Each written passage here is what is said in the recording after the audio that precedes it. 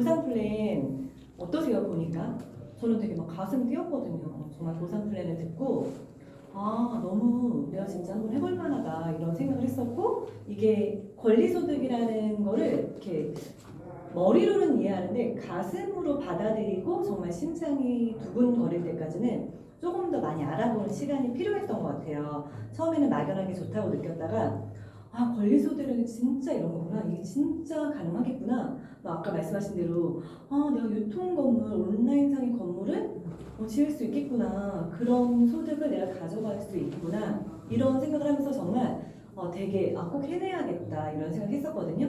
근데 여기 계신 리더님들도 선택하신 이 유산업 비즈니스에서 어떤 결과, 성장, 성공을 이루고 싶으신가요? 네. 그쵸.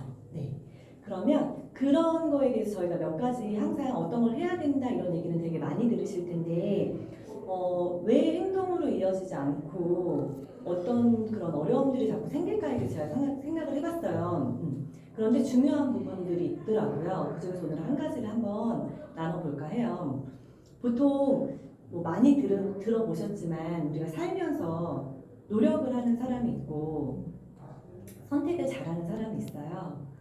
어떤 사람이 결과가 더 좋을까요? 선택을 잘하는 사람. 100%는 아니지만 그래도 선택을 잘하는 사람들이 좀 더 성공 확률이 높거나 좀 빠르다는 걸 제가 몸소 경험을 했거든요. 회사 생활을 계속하면서 열심히 안 해본 적은 없어요. 제가 노력을 안 해본 적은 없어요. 항상 회사 생활하면서 내가 이렇게 노력을 하고 있는데도 왜 내가 원하는 방향으로 내 삶이 바뀌지 않지? 하면서 그때 또 어떻게 해요?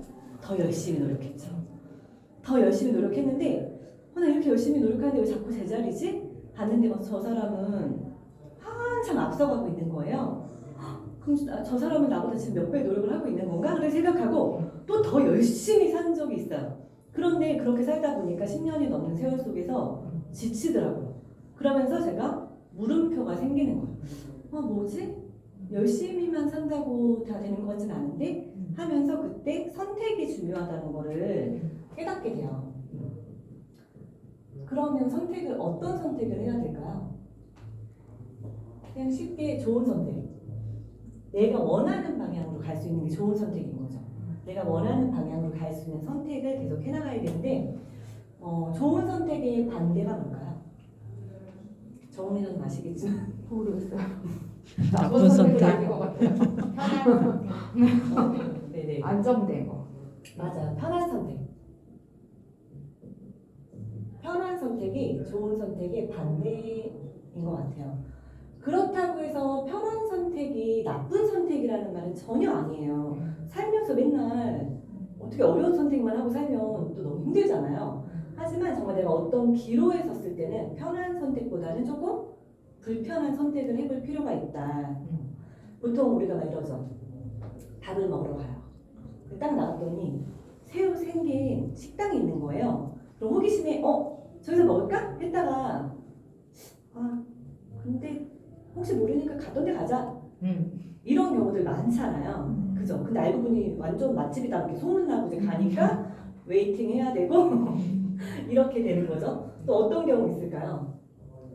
집을 살까 말까 막 이랬는데 그래도 좀 혹시 모르니까 이러고서도 선택을 미뤘더니 집값이 많이 오르는 경우도 있고, 그죠? 근데 이런 선택은 누구도 알 수가 없어요. 결과를 알 수 없기 때문에 편한 선택이 결국 나쁜 선택이라는 건 아닌데, 조금은 내가 항상 하던 선택에서 바꿀 필요가 있다는 거죠. 네. 그럼 편한 선택이 뭐예요? 쉽게 얘기하면 아까 정은이님 얘기하신 것처럼 좀 안전한 선택이라고 생각되는 거를 자꾸 안주하는 거예요. 컴포트 존이라고 하잖아요. 그 선택을 자꾸 하는 거예요. 그러면은 내가 살아오면서 습관적으로 계속 같은 패턴의 선택을 하지 않았는지를 한번 점검해 볼 필요가 있는 거죠. 어떤 부분에서? 일, 직업, 그죠? 그 다음에 건강적인 부분도 마찬가지인 거죠. 건강을 챙기려고 해도 더 좋은 거는 보통 어때요? 편한가요? 불편하죠. 그죠? 더 손으로 해야 되고, 재료도 더 꼼꼼히 손질해야 되고, 사러도 멀리 가야 되고, 돈도 더 많이 들고. 다이어트 하려면 어때요? 편한가요? 안 편해요. 불편하죠. 그래서 결국은 좀 좋은 선택들은 불편한 선택이 많다는 거죠. 그래서 우리 비즈니스도 마찬가지라는 거. 본사 가는 거 쉬운가요? 그렇지 않아요. 그죠? 오늘 이 자리에 오시는 거 쉬웠나요? 그렇지 않죠. 그죠? 만약에 이 자리에 오지 않을 수도 있는데 발걸음을 하시는 이유들이 있는 거잖아요. 그죠? 이렇게 좋은 선택을 하려면 좀 내가 불편함을 계속 감수를 해야 된다는 거죠. 유산화를 선택하는데 쉬우셨나요? 아니요. 아니죠. 네. 막 듣자마자 유산화 이런 분 있나? 유산화가 뭐야? 이랬죠. 그죠? 그리고 막 유산화가 이런 거야 막 얘기했는데 사인업이 쉽게 되시던가요? 아니요. 세트리스 오픈해도 돈 써야 되네? 막 이렇게 여러 가지 생각 좀 생각이 해볼게. 들잖아요. 이러는 그죠? 거지. 저도 유산화 비즈니스를 하는데 편견 때문에 3년이 걸렸거든요. 결정하는 데까지. 되게 오래 걸렸죠. 근데 그렇게 모든 선택들이 좋은 선택을 한다는 것 자체가 쉽지 않다는 거예요. 불편함을 내가 감수를 해야지만 된다는 거예요. 그래서 여기 계신 분들이 그러면 오늘 제가 이 얘기를 드렸으니까 앞으로는 조금 더 불편한 선택을 하실 수 있겠죠. 근데 그 불편한 선택을 지속하기가 어려운 이유가 뭘까요? 지속이 어려워. 불편하니까 지속이 어렵겠죠. 안 하고 싶으니까. 맞아요. 불편하니까 지속이 어려워요. 왜냐면 하기 싫거든요. 그래서 우리가 시스템에서 제가 지원 스폰서님한테 진짜 많이 들었던 얘기가 하기 싫은 일을 해야 성공한다.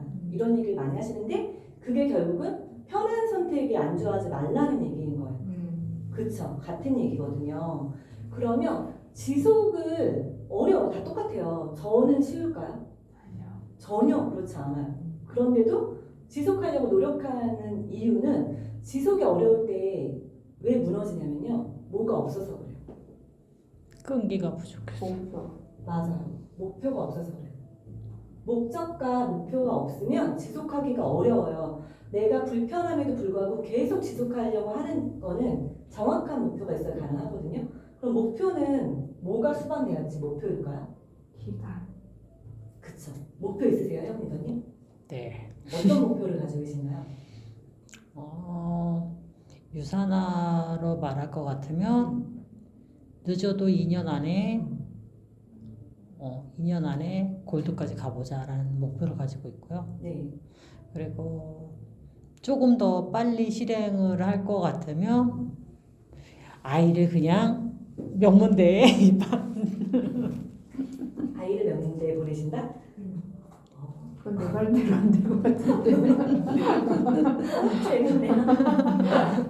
목표는 기한이 있어야 되는데요. 얘기하신 것처럼 2년 안에 내가 어떤 승급에 대한 그런 이제 설정을 할 수 있어요. 그런데 진짜 목표인지 가짜 목표인지를 스스로 점검해 볼 필요가 있어요. 정말 진짜 목표라면 어떤 마음이냐면요. 내가 무슨 일이 있어도 반드시 해낸다. 어떤 상황이 생겨도 무슨 일이 생겨도 반드시 해낸다는 불굴의 의지가 있거든요. 그런데 그게 없으면은 진짜 목표가 아닐 수 있어요. 그냥 나의 바램, 꿈, 그냥 잡을 수 없는 허상일 수 있다는 거죠. 그래서 정확하게 목표가 있는 사람은 움직여요. 누가 얘기하지 않아도 왜 내가 원하는 목표가 정확하기 때문에 그때까지 무슨 일이 있어도 내가 달성하고 싶기 때문에 주변에 내가 흔들리지 않고 움직인다는 거죠. 행동으로 연결이 돼요. 그렇기 때문에 계속 내가 원하는 곳으로 갈 수 있는 선택들을, 불편한 선택들을 해나가는 거죠. 저도 조금 약간 창피한 얘기긴 하지만 제가 다이어리를 쓰다 말다 해요. 아직도.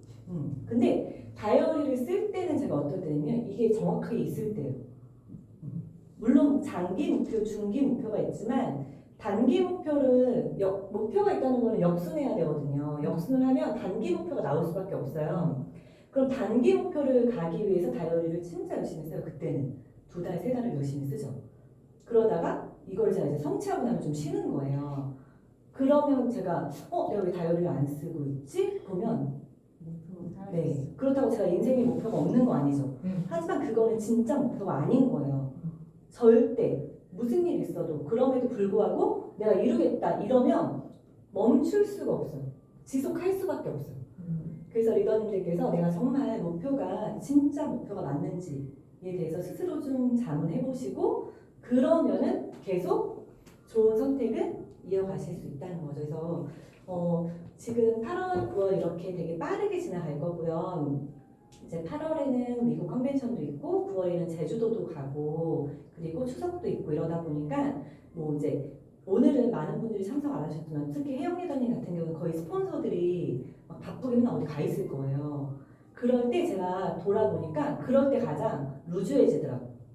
그래서 항상 해마다 컨벤션이 있는 해에는 8, 9월이 정말 빨리 지나가요. 그냥 8, 9월이 며칠 안 된 것 같은데 벌써 2달이 훅 지나가거든요.